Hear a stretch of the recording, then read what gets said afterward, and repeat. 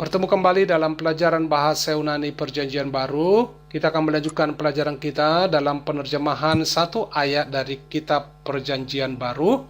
Dan kita sudah melakukan penerjemahan dari Injil Yohanes. Dan kita masih di dalam pasal yang pertama, yaitu Yohanes pasal yang pertama ayat yang ke-31. Ini adalah ayatnya. Dan kita akan membacanya menurut pembacaan Erasmus, dan setelah itu nanti kita akan memberikan passingnya atau konjugasi daripada kata kerjanya. Baik, jika Anda ingin mengikuti pembacaan ini, mari kita baca bersama-sama. Kago uk edein auton hina fanerote to Israel dia to elton ego en to hudati baptizon.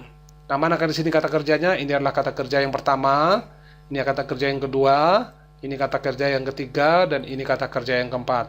Nah, edein itu adalah ditulis dalam bentuk pluperfect aktif indikatif first singular dari kata oida. Pluperfect ini merupakan bentuk past daripada perfect. Lalu mungkin Anda bertanya, lalu kenapa artinya I knew? Inilah keunikan kata oida. Kalau dia perfect, dia artinya I know. Kalau dia pluperfect, dia artinya I knew. Ini keunikan dia. Yang kedua adalah fanerote. Dia adalah second aorist passive subjunctive, third singular, faneroo. Theta di sini menunjukkan bentuk pasifnya, dan omega menunjukkan daripada subjunctifnya. Nah, yang ketiga adalah elton, second aorist active indicative first singular, erkomai, I came, saya datang, dan yang terakhir adalah bentuk participle, present active participle nominative masculine singular, baptizo, baptizing, dan membaptis. Nah, ada hal-hal lain yang perlu kita amati di sini, di luar daripada kata kerja, untuk membantu kita menerjemahkan kalimat ini. Yang pertama yang harus kita perhatikan ada kata hina. Saya sudah mengatakan beberapa kali, ketika kita melihat kata hina, itu menuntut kita untuk lebih berhati-hati, karena di sana dia menunjukkan suatu purpose, suatu tujuan. Ketika ada kata hina, kita harus perhatikan, berikan waktu untuk mengamatinya dan menganalisanya. Nah, kata yang berikutnya adalah dia toto.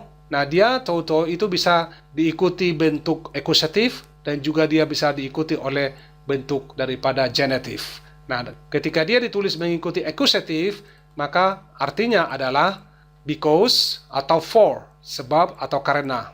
Nah, yang berikutnya yang perlu kita perhatikan adalah and. Nah, and selalu mengikuti dative, bisa artinya in, tapi bisa juga artinya with. Dalam bahasa Indonesia, di dalam atau dengan. Nah, yang terakhir yang perlu kita perhatikan di sini adalah kago. Kago itu adalah gabungan dua kata, kai dan ego. Jadi kago. Jadi arti kata ini adalah and I, dan saya. Jadi semua hal sudah kita amati, tidak ada lagi yang sulit di sini. Semuanya sudah kita perhatikan. Nah, sekarang kita tinggal menerjemahkannya. Kita akan melihat terjemahannya di dalam bahasa Inggris. Nah, ini adalah terjemahan dalam bahasa Inggris. And I did not know him. Saya tambahkan kata but di sini agar memiliki arti yang lebih baik dalam bahasa Inggris. Kalau kita ingin terjemahkan secara harfiah kan, kalau tidak ada kata but, sepertinya agak janggal. Jadi saya masukkan kata but, makanya saya tulis di sini di dalam kurung. Nah, but that he might be revealed, fanerote, might be revealed to Israel. Because of this, atau for this, I came baptizing with water. Dalam bahasa Indonesia kita akan terjemahkan demikian, dan saya tidak mengenal dia, tetapi supaya dia dinyatakan kepada Israel. Sebab untuk inilah aku datang atau saya datang membaptis dengan air. Mudah-mudahan terjemahan ini bisa menolong Anda untuk lebih giat di dalam mempelajari Injil Yohanes dan mempelajari bahasa Yunani tentunya. Jika Anda memiliki suatu kesulitan di dalam menerjemahkannya atau mengerti akan hal ini, silakan memberikan komentarnya di bawah. Jika saya mampu, saya akan mencoba menjawabnya dan memberikan tanggapan tentang pertanyaan yang Anda berikan. Nah, tentu jika Anda juga ingin melihat akan pelajaran yang berikutnya, silakan lihat untuk ayat yang ke-32.